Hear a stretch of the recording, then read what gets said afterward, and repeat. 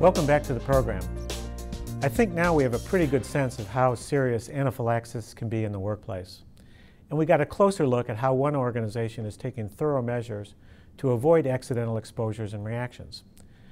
But what about being prepared to respond in an emergency situation? An anaphylaxis event could be life-threatening. Joining me in our final segment is National Safety Council Director of Program Development and Training, Barbara Caracci. Barbara, thank you for joining us here at ACOEM. My pleasure. I understand you had some tough weather getting in last night, and we're glad you arrived here safely. Thank you. Could we start by just asking you to talk a little bit about the National Safety Council and some of the programs that you help manage? Of course. As you know, the National Safety Council is a nonprofit, membership-based organization, and our headquarters are here in Illinois. And we focus on helping companies and our members to save lives and mitigate injuries in the workforce, as well as at home and in communities. And the way that we do that is through education, advocacy, a number of other ways.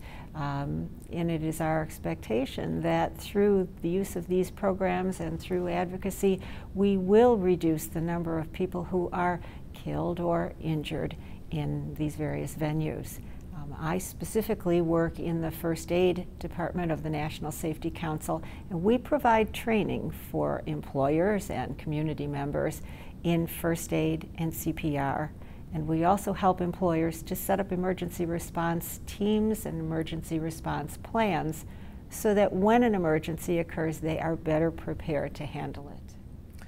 Right. Barbara, with particular respect to allergic reactions, what are some of the most common causes in the workplace? Oh, lots of causes, and you will see specific workplaces have a greater tendency towards some of these.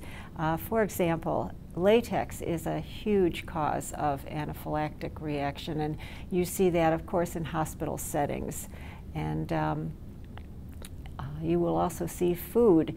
In elementary schools, when you and I were children, our moms would bring cupcakes, and now that's just not allowed because so many children have the potential for anaphylactic reaction.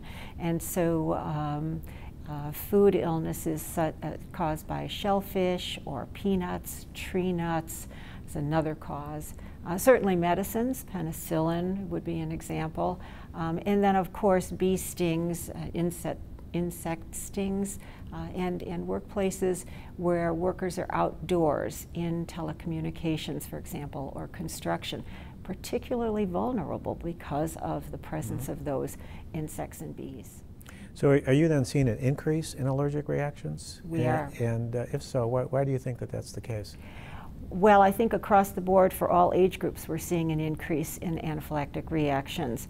Of course, we're looking at it and identifying it more now in children, and I think we know to pay attention to it more, but we're seeing a lot of adults later on in life having severe allergic reactions to these items that I mentioned earlier.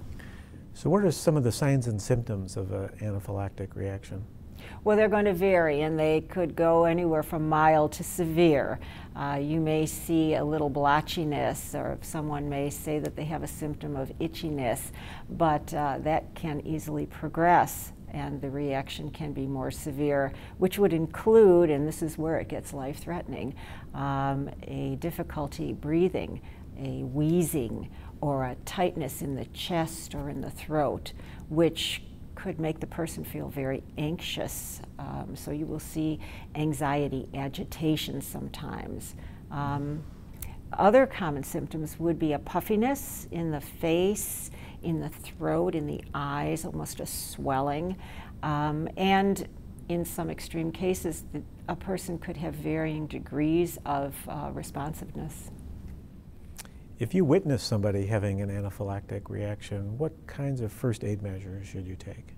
Well, what we teach our students in first aid classes, whether they take these classes as daycare providers or teachers or emergency response team members, is that the first thing they need to do is ask the person when they see these signs and symptoms if they have an epinephrine autoinjector, and if so, then they should go and get it so that the person can use it themselves. Some state laws will permit a rescuer to open the container with the epinephrine autoinjector and then administer it for the person. But the need for that epinephrine is immediate because, as I said, this is a life-threatening situation. So we teach people that they look for the signs and symptoms.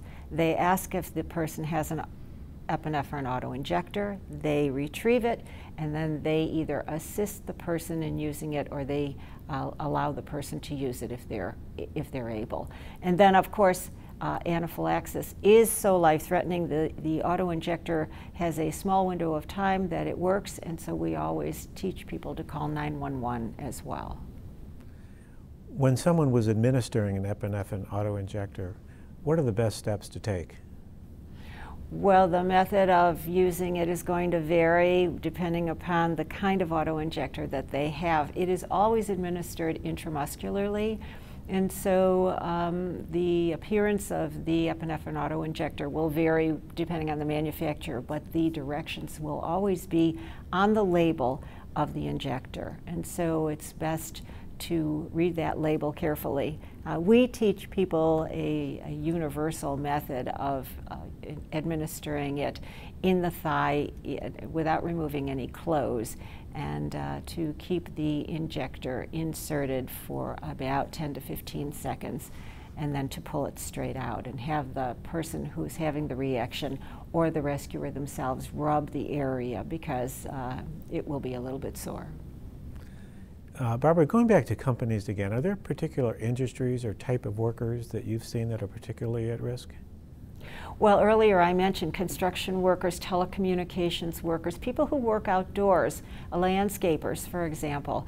They are going to see more than you and I would see bee stings or insect stings that could trigger this kind of a response. And so employers need to be very mindful of the fact that this is a risk in the environment. In school settings, we're becoming more aware of the food allergies, and so our teachers and our administrators, not just the school nurses, need to be aware of the signs and symptoms so that they can act in an emergency. They also need to be aware if the student is one who has an epinephrine autoinjector and it potentially has these allergies. Other industries, of course, hospitals, where medical exam gloves are common, would need to use alternative methods of personal protective equipment for their employees because a person may not initially be allergic to latex, but over time, overuse could develop that sensitivity, that oversensitivity to the latex, which would cause an anaphylactic reaction. So, Barbara, in your experience, you've seen a number of companies, I'm sure, that have emergency response plans in place. In your experience, how important is that? It's very important. It is a life-threatening emergency when someone has a severe anaphylactic reaction. And as I mentioned with the signs and symptoms, you're going to see a difficulty breathing and wheezing and tightness in the chest, and a person may become very, very anxious. And so as you know, if you stop breathing very shortly thereafter, the heart is going to stop beating, and now you have a situation where cardiopulmonary resuscitation is needed. And for that reason, we act immediately. We use the epinephrine autoinjector and we call 911 because this is a very life-threatening emergency. Well, thank you again, Barbara, for being here with us today and for sharing that critical information with us. There certainly are many steps a company can take to be ready to respond to an anaphylaxis emergency. The best medicine is always to avoid an allergen, but in the event of an unexpected anaphylactic reaction, being prepared could save a life. If you haven't done so already, please submit your questions and be sure to take advantage of the downloadable resources here on the webpage. If you joined us late or would like to view this program in its entirety again, an on-demand version will be available at the same URL shortly. On behalf of ACOEM and the National Safety Council, as well as today's guests, thanks for watching, and let's make anaphylaxis preparedness a priority in your workplace today.